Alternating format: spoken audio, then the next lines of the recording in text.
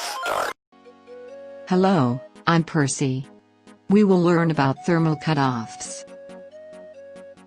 A thermal cutoff is an electrical safety device that interrupts electric current when heated to a specific temperature.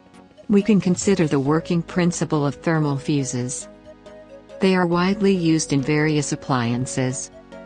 To avoid getting overheated, the thermal fuse uses a thin wire would actually melt.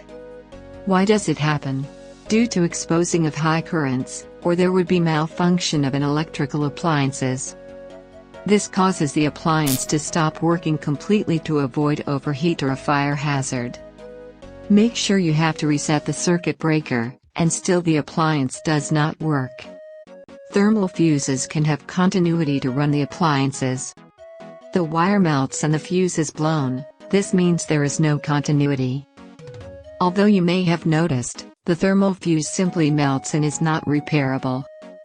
All you have to do is simply replacing the thermal fuse for similar component.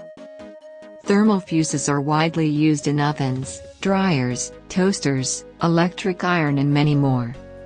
This is a quick demonstration we have learnt about thermal cutoffs. Like, comment, and subscribe now on YouTube.